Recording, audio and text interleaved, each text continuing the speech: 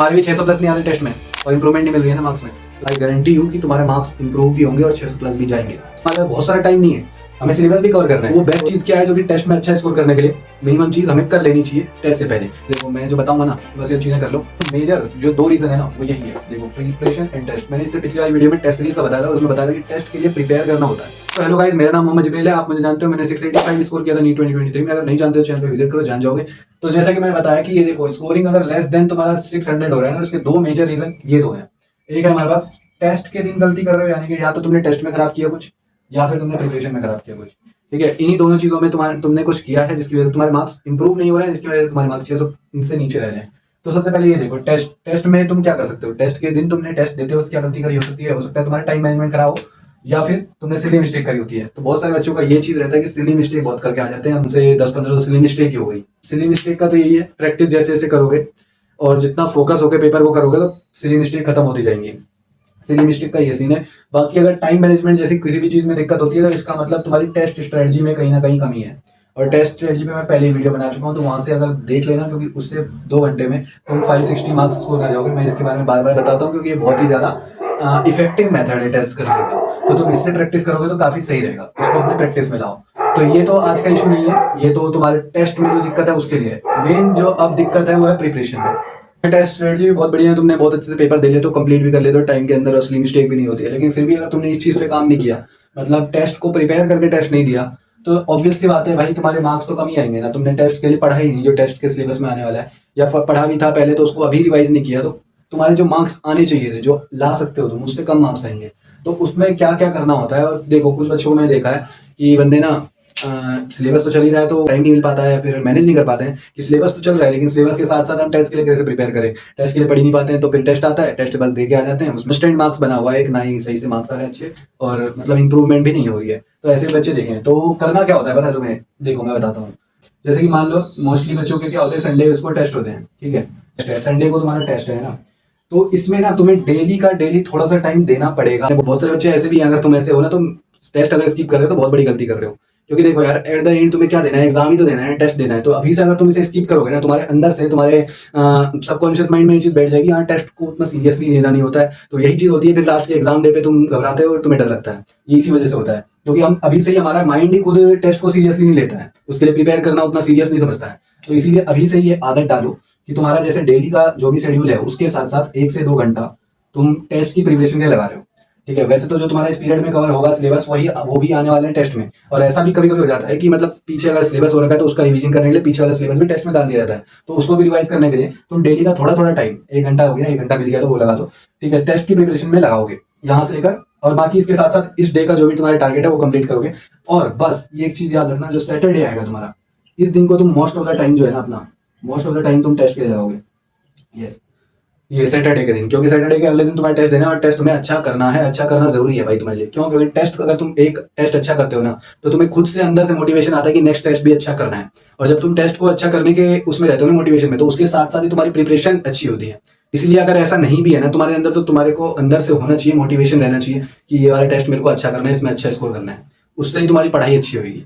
ठीक है, बहुत बच्चों का जो स्कोर नहीं बढ़ता है ना, वो इसी रीजन की वजह से होता है कि वो सीरियसली नहीं लेते हैं टेस्ट को, और उसके लिए सीरियसली नहीं है तो इसलिए उसके लिए प्रिपेयर नहीं करते हैं, उसके लिए उतना ज़्यादा मोटिवेटेड नहीं रहते हैं, जिस वजह से मार्क्स कहीं ना कहीं कम जरूर होते हैं, परफॉर्मेंस घटती है भाई, ये रियलिटी है। अब देखो इसके लिए ये जो टेस्ट है, इसके लिए मैंने बोला ना कि सैटरडे को तुम्हें मोस्ट ऑफ द टाइम इसके लिए लगाना है, और इसके साथ साथ अगर तुम्हें टाइम बचे तो जाके अपना दूसरे टारगेट्स जो भी है वो कवर करना है। बाकी मोस्ट ऑफ द टाइम मैं भी ऐसे ही करता था कि टेस्ट के लिए लगाता था। लेकिन अब ये चीज है कि ठीक है टेस्ट के लिए टाइम लगा दें, लेकिन टेस्ट के लिए मिनिमम और वो बेस्ट चीज क्या रहेगी जो इस पीरियड में हमें करना है, या फिर सैटरडे को हमें मोस्ट ऑफ द टाइम जिसमें लगाना है, तो मिनिमम और बेस्ट चीजें क्या है जो कि हमारे को प्रिपेयर करना है। देखो हमारे पास बहुत सारा टाइम नहीं है, हमें सिलेबस भी कवर करना है, रिवीजन के लिए बहुत सारा टाइम नहीं है टेस्ट की प्रिपरेशन के लिए।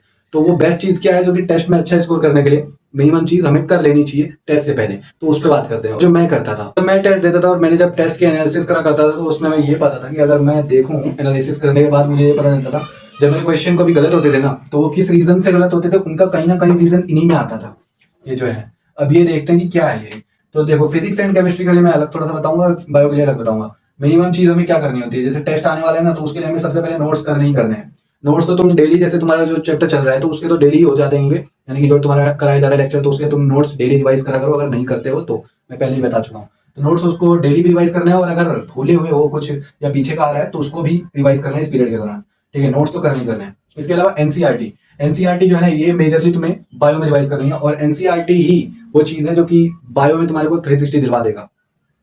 तुमने नोट्स देखो, तुम्हारे लेक्चर से समझे, तुमने लेक्चर को समझा अच्छे से और नोट्स नोट्स भी बनाए होंगे, तो तुम चाहो तो नोट्स भी अच्छे से रिवाइज करो, वो भी है, लेकिन एनसीईआरटी मत छोड़ना, नोट्स तो कर लेना और एनसीईआरटी को मत छोड़ना। कई बच्चे ऐसे होते हैं कि नोट्स मैंने पढ़ी लिया है तो टाइम नहीं मिलेगा, बायो छोड़ दो एनसीईआरटी, नहीं ऐसे मत करना। टेस्ट से पहले एनसीईआरटी अच्छे से आनी चाहिए, क्योंकि एग्जाम में भी और टेस्ट में भी जो क्वेश्चन आएंगे एनसीईआरटी से ही आएंगे, एनसीईआरटी से डायरेक्टली इनडायरेक्टली ही देंगे।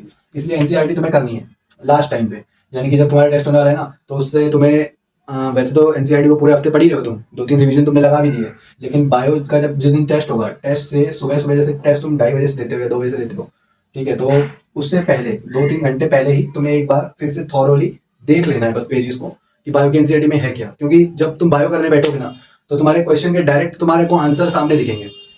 क्यों? क्योंकि अभी अभी तुम देख के आए थे कि चैप्टर में कहाँ किस पेज पे क्या लिखा है, अच्छे से देख के आए थे। तो जब तुम बायो करने बैठोगे तो बहुत ही जल्दी बहुत ही फास्टली कर लोगे, बहुत ही कम टाइम में बायो निपट जाएगा, उसके बाद फिजिक्स और केमिस्ट्री के लिए मस्त टाइम मिल जाएगा। तो इससे काफ़ी इंप्रूवमेंट मेरे को हुई थी, इसलिए बता रहा हूँ टेस्ट में ये चीज़ काफ़ी इंप्रूव करती है मार्क्स को। ठीक है, तो क्योंकि मार्क्स ये जो है ना बायो बायो अकेला 360 बना रहा है, तो इस वजह से ये बहुत ज़्यादा इंप्रूवमेंट दिलवाएगी तुम्हें। इसके अलावा अब देखो, इसके अलावा चीज़ है हमारे पास मार्क्ड पीवाईक्यू और इंपॉर्टेंट क्वेश्चन। देखो क्वेश्चन प्रैक्टिस करके नहीं जाओगे ना अगर, तो टेस्ट के दिन जब तुम क्वेश्चन करोगे तो तुमसे खुद से फ्लो नहीं बनेगा। इसलिए टेस्ट से पहले क्वेश्चन प्रैक्टिस करके जाना, जो कि सैटरडे का मैंने बताया था, तो उस दिन थोड़े से क्वेश्चन प्रैक्टिस करके जाना। और वो कौन से करने हैं, वो सारे नहीं कर सकते, टाइम नहीं है हमारे पास, तो उसमें हमने जो मार्क कर रखा था जब पीवाईक्यूज करे थे, तुमने प्रिपरेशन कर लिया, उसके बाद ये टेस्ट के टाइम है। ठीक है, तो टेस्ट में जो तुमने प्रीवियस ईयर क्वेश्चन लगाए थे उसमें जो तुमने मार्क करा होगा कि ये इंपॉर्टेंट है, तो उनको देख लेना है, ताकि तुम्हें एक आइडिया रहे, क्योंकि बहुत सारे क्वेश्चन तुम्हारे टेस्ट में ना पीवाईक्यू से भी आते हैं और पेपर में भी पीवाईक्यू डिराइव्ड क्वेश्चन आते हैं, तो इसीलिए पीवाईक्यू के मार्क क्वेश्चन लास्ट टाइम पे देख लेना। इसके अलावा इंपॉर्टेंट क्वेश्चन जो तुम्हारे नोट्स में करवाए वो करने हैं। इसके अलावा मिस्टेक कॉपी, जो तुमने मिस्टेक कॉपी बनाई होगी कि जब भी टेस्ट होती है मिस्टेक कॉपी अगर नहीं बनाई है तो भी बना लेना। जो भी टेस्ट होते हैं उसका एनालिसिस करने के बाद हमारे पास मिस्टेक्स आती हैं, तो हमने क्या गलती करी थी अब आगे से नहीं होनी चाहिए, उसके लिए हम कॉपी में लिखते हैं। तो वो चीज़ नहीं, वो चीज़ लास्ट टाइम एक बार देख लेना, क्योंकि हो सकता है कि वैसे ही कुछ गलतियां तुम आज करने वाले हो, तो अगर तुम पहले से ही देख लोगे तो तुम्हें पता रहेगा कि हमने ये मिस्टेक करी थी, तो वो आज नहीं करना है, ये देखना होता है। उसके अलावा फॉर्मुला शीट देखना होता है। कई बार ना हम जब पेपर देते हैं ना, और जैसे फिजिकल का कोई चैप्टर आ गया या फिर फिजिक्स का कोई चैप्टर आ गया, तो उस टाइम क्या रहता है, हमें आता होता है क्वेश्चन, और उस टाइम सबसे बेकार लगता है जब हमें आता होता है और एक फॉर्मुला याद नहीं हो रहा होता है। अब उसको हम डिराइव करने के चक्कर में भी 5-6 मिनट वेस्ट कर देते हैं, और हो सकता है कि वो सही से डिराइव भी ना हुआ, क्वेश्चन भी गलत हो गया, उसकी वजह से कुछ और क्वेश्चन भी जुड़ जाते हैं। तो ये सबसे बेकार लगता है कि हमें क्वेश्चन आता है, करूंगा कैसे मेरे को पता है, लेकिन फॉर्मुला दिमाग में नहीं आ रहा है। तो इसलिए लास्ट टाइम पे जब टेस्ट से पहले का टाइम पे एक बार फॉर्मुला शीट को देख के जाना है तुम्हें कि ये फॉर्मुला है। ठीक है, क्योंकि बहुत सारे क्वेश्चन ना फिजिकल केमिस्ट्री में स्पेशली बहुत सारे क्वेश्चन फॉर्मुला बेस्ड ही आते हैं डायरेक्ट, तो इसीलिए देख के जाना है। ठीक है, तो ये चीजें हैं, ये चीजें करनी है तुम्हें। एटलीस्ट ये चीज अगर तुम कर लोगे टेस्ट से पहले, तो आई गारंटी हूँ कि तुम्हारे मार्क्स इंप्रूव भी होंगे और 600 प्लस भी जाएंगे। यही तरीका है, अगर इन दो चीजों पे तुमने काम कर लिया, या तो तुमने टेस्ट के दिन गलती करी होगी तो उसके टेस्ट की स्ट्रेटजी को अगर संभाल लिया, और ये टेस्ट की प्रिपरेशन अगर तुमने नहीं करी है और कर लिया, ये चीजें कर ली एटलीस्ट, तो तुम्हारे मार्क्स इंप्रूव भी होंगे, 600 प्लस जाएंगे। लेट्स एंड दिस वीडियो, यही था इस वीडियो में। ठीक है, तो तुम्हें इन दोनों चीजों पर फोकस करना है, बस मार्क्स बढ़ेंगे। तो ऑल द बेस्ट, एंड चलता हूँ इस वीडियो से भी, मिलूंगा फिर कभी, तब तक के लिए बाय बाय।